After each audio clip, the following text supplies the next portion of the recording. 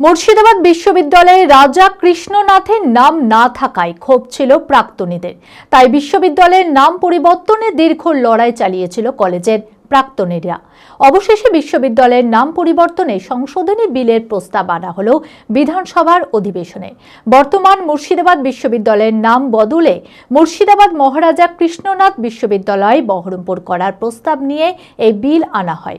অবশেষে দীর্ঘ লড়াইয়ে সফল হওয়ায় খুশির হাওয়া প্রাক্তনী মহলে। মানসিক স্বাস্থ্যের জন্য সবার আগে যে নামটি মনে ভেসে ওঠে, সুস্থ মনের ঠিকানা মনোবীক্ষণ। যোগাযোগ নাম্বার 7477799513। কাশিমবাজার রাজপরিবারের শিক্ষানুরাগী রাজা কৃষ্ণনাথ ও তার স্ত্রী রানী স্বর্ণময়ীর অদম্য প্রচেষ্টায় ও আর্থিক অনুদানে 1853 সালের 1 নভেম্বর বহরমপুর কলেজ নামে কৃষ্ণনাথ কলেজের পথ চলা শুরু। পরবর্তীতে নাম পরিবর্তন করে কৃষ্ণনাথ কলেজ নামকরণ করা হয়, কিন্তু 2018 সালে কলেজ থেকে বিশ্ববিদ্যালয়ে উত্তীর্ণ হওয়াতে কৃষ্ণনাথ নাম না থাকায় নাম পরিবর্তনের দাবিতে লড়াইয়ে নামে প্রাক্তনীরা।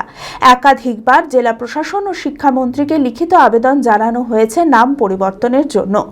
অবশেষে বিশ্ববিদ্যালয়ের নাম পরিবর্তনের সংশোধনী বিলের প্রস্তাব আনা হলো বিধানসভার অধিবেশনে। বর্তমান মুর্শিদাবাদ বিশ্ববিদ্যালয়ের নাম বদলে মুর্শিদাবাদ মহারাজা কৃষ্ণনাথ বিশ্ববিদ্যালয় বহরমপুর করার প্রস্তাব নিয়ে এই বিল আনা হয়।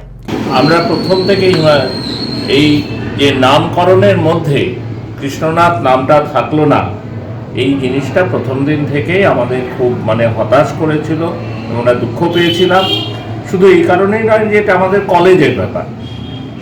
পশ্চিমবাংলা বা ভারতবর্ষে এই যে পূর্বাঞ্চলের শিক্ষার বিস্তারের ইতিহাসে রাজা কৃষ্ণনাথের যে স্মরণীয় ভূমিকা, আমাদের মনে হয়েছিল সেই ভূমিকাকে অস্বীকার করা হলো।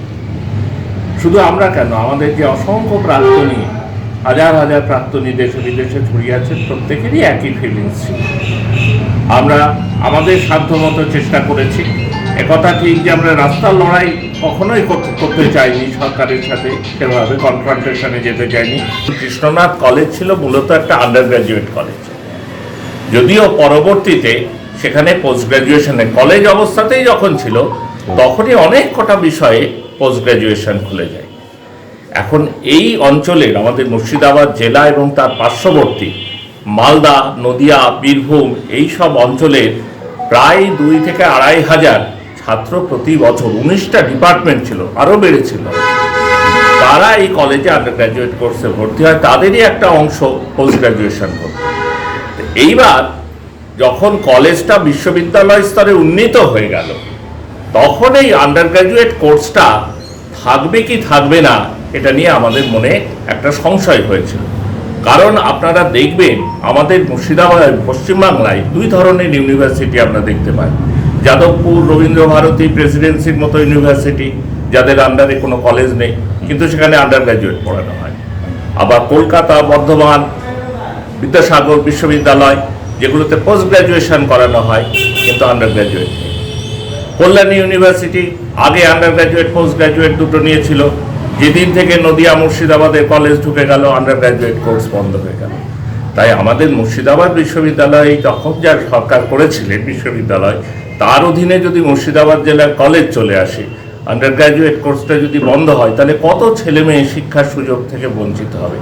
সেই জন্য শুধু নাম নয়, সেই জন্য আমরা এটাও পাশাপাশি রেখেছিলাম আমাদের দাবি, যদি দেখেন এখানে স্নাতক স্তরের পড়াশোনা যেমন চলছে তেমনই চালাতে হবে, সেই সংখ্যাতেই চালাতে হবে। প্রয়োজনে এর জন্য আইনে পরিষ্কার কথা লিখে রাখতে হবে যে না, অন্য কলেজ যদি এই ইউনিভার্সিটির আন্ডারে আসে তবুও এখানে আন্ডার গ্র্যাজুয়েট কোর্সটা চালু থাকবে।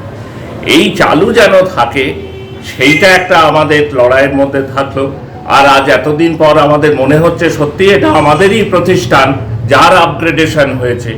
আমাদের আনন্দ যেমন আছে, আমরা নিশ্চয় সর্বতোভাবে সরকারের কাছে চাইব যেন মুর্শিদাবাদ বিশ্ববিদ্যালয়ের যে সমস্ত সমস্যা, বিরাট সমস্যা, এ তো উপাচার্য ছাড়া স্থায়ী পদগুলো নেই সেভাবে, কলেজের মাস্টারমশাইরাই এখানে ইউনিভার্সিটি পড়াচ্ছেন, তারাই ইউনিভার্সিটির অধ্যাপক হয়েছে।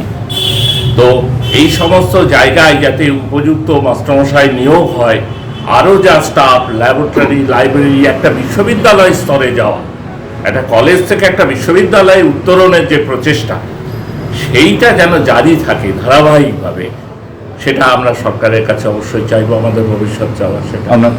কৃষ্ণনাথ কলেজ প্রত্যেক প্রাক্তনীদের কাছেই আবেগ, কিন্তু জেলার একমাত্র বিশ্ববিদ্যালয় যেটি কৃষ্ণনাথ কলেজে অবস্থিত, সেখানে কৃষ্ণনাথ নাম না থাকায় একটা অসম্পূর্ণতা ছিল প্রথম থেকেই। অবশেষে দীর্ঘ 8 বছরের লড়াইয়ে সফল হওয়ায় খুশির হাওয়া প্রাক্তনী মহলে।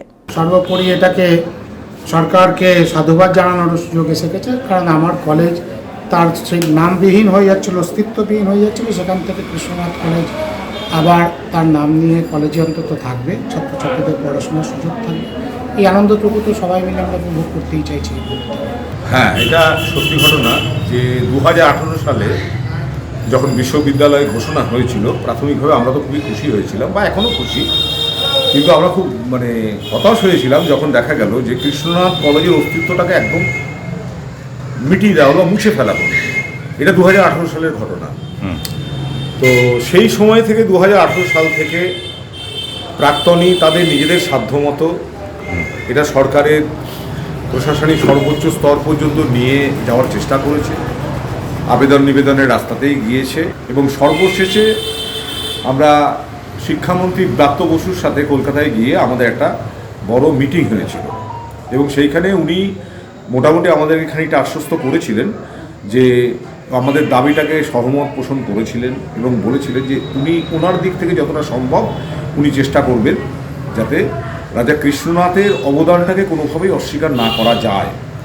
তাই আজকে আমরা ভীষণ আনন্দিত যে যাই হোক শেষ পর্যন্ত যে আমাদের দাবি বা আমাদের আবেগকে রাজ্য সরকার গুরুত্ব দিয়েছেন, আমাদের মাননীয় মুখ্যমন্ত্রী গুরুত্ব দিয়েছেন, তার জন্যে প্রাক্তনী কৃষ্ণনাথ কলেজের পক্ষ থেকে রাজ্য সরকারকে, রাজ্যের মুখ্যমন্ত্রীকে আমরা ধন্যবাদ জানাচ্ছি আপাময় প্রাক্তনীকে, যারা গত 8 বছর ধরে আমাদের সাথে কাঁধে কাঁধ মিলিয়ে এই লড়াইয়ে সামিল ছিলেন।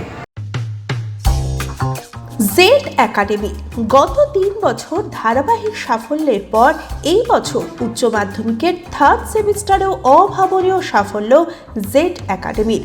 49 জনের মধ্যে 23 জন শিক্ষার্থী 90%-এরও বেশি নাম্বার পেয়েছে। 2026-27 শিক্ষাবর্ষে অনলাইন ও অফলাইন ফর্ম ফিল আপ চলিতেছে। আমাদের সুবিধা ডিজিটাল ক্লাসরুম, 24 আওয়ার্স সিসিটিভি, ছেলে ও মেয়েদের পৃথক ক্লাসরুম ও হোস্টেল, নিয়মিত DDP, problem solving and doubt clearing class, কলকাতার অভিজ্ঞ শিক্ষক মণ্ডলী, স্বাস্থ্যসম্মত রুচিশীল খাবার, নিট বেসিস পড়াশোনা, কালচারাল অ্যাক্টিভিটি, গেস্ট টিচার দ্বারা মোটিভেশন ক্লাস, সবুজে ঘেরা পরিবেশে 24 ঘন্টা বিশুদ্ধ জল ও বিদ্যুৎ পরিষেবা। একাদশ শ্রেণীতে ভর্তির অ্যাডমিশন টেস্ট আগামী 1 মার্চ 2026। বিশদে জানতে যোগাযোগ করুন জেড একাডেমি, সারকাছি রামকৃষ্ণ মিশনের সন্নিকটে, বহরমপুর, মুর্শিদাবাদ। Mobile number 9836187795।